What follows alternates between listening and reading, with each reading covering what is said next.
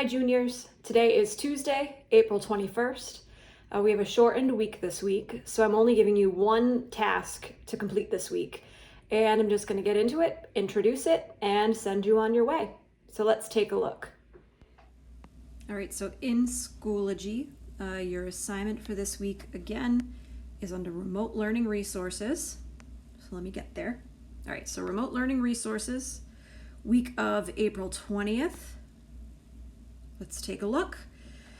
The directions say, because this is a shortened week, there's only one class assignment, the Gatsby theme handout. It's meant to be a brainstorm for the upcoming final writing piece, which I'll be introducing specifically next week.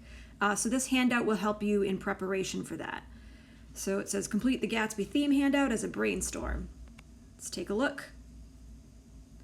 So again, you can open this in Notability or you can just make a copy, but you want to submit it by the due date, which is next Monday, April 27th.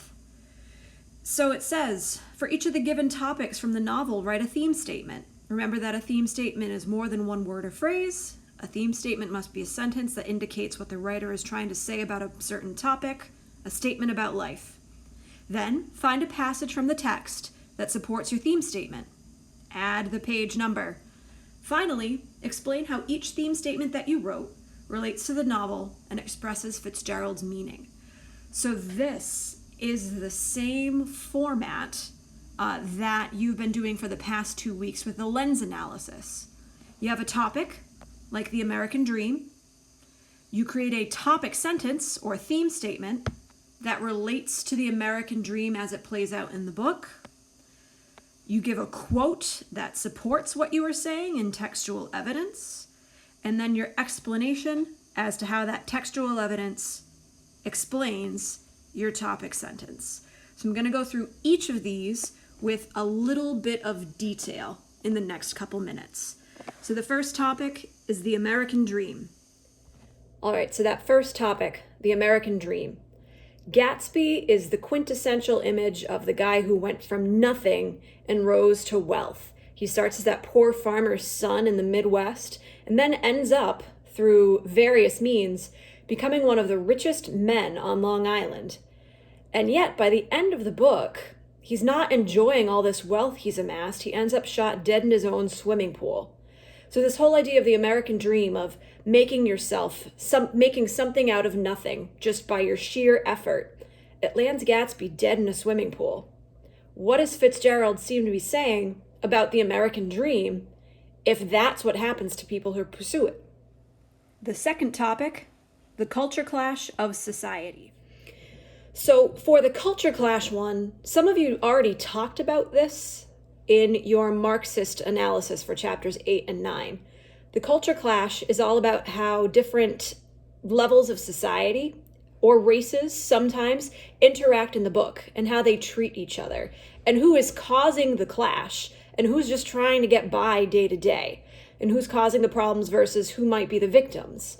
So if you could create a topic sentence for the book that expresses the idea of the culture clash, that's what that one's looking for. The third topic, appearances and reality. So appearances and reality. This one is kind of tricky. When we first see the women of East Egg, Daisy and Jordan, they're sitting stretched out on couches dressed in white.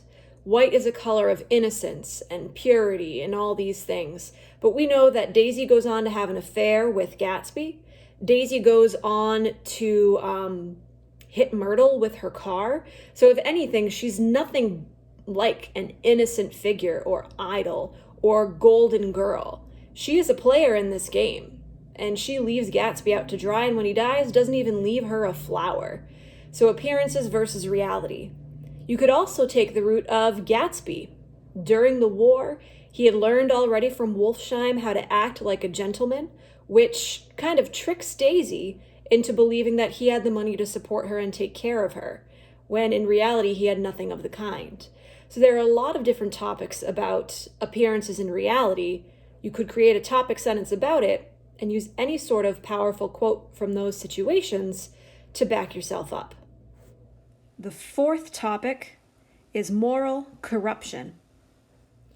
So moral corruption.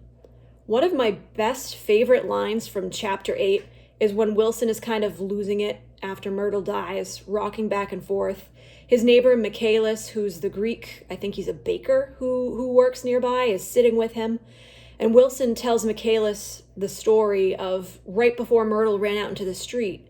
He told Myrtle, God sees everything. You can fool me, but you can't fool God. And he's talking about the billboard, the T.J. Eckleburg billboard, when he says this. And Michaelis looks at the billboard too and says, George, that's just an advertisement. So there's this whole idea that Wilson's bought into, like God sees everything. God will punish people who disobey, and if you live a good life, when you die, you'll be rewarded. And Michaelis says, oh, that's just an advertisement. That's just something that the people in power want you to believe, to stay in line, to keep you under control. The idea that, yeah, your life here might be tough, but you'll be rewarded if you live a good life. There's no such reward. In this book, the rich get away with whatever they want because they're rich and they can throw money at their problems. So this whole idea of moral corruption, you could pull something from that scene with George and Michaelis. You could talk about how Daisy and Tom are allowed to be morally corrupt because they have money. Moral corruption is a means to an end. We see Myrtle cheating on her husband as a means to amass wealth. Doesn't work out so well for her. So there's a lot to be said. A message about moral corruption. There are a lot of different topic sentences you can have. Create one. And the last topic is memory and the past. And this last one, memory and the past. We know in chapter 6, after that party where Daisy and Tom show up, Gatsby is convinced Daisy didn't have a good time. The West Egg party is too wild and crazy for her to really handle. And Gatsby says he just wants to go back to the way it was before. For Daisy to tell Tom she never loved him, they'd get married out of her parents' house, everything would be just as it was. And Nick warns him that you can't repeat the past. To which Gatsby says, of course you can. So there's this whole idea of Gatsby holding on to memory and the past and his perception of that past without realizing that memory is in the past and things have changed. So what seems to be the message about memory and the past? Is it a good idea to live in the past? Where does that end you up if you just live about dreams of the past? So those are things to consider for that topic. All right, juniors, that's your assignment for this week. Just filling out the Gatsby theme chart. Again, if you have any questions at any point in time, feel free to reach out and email me.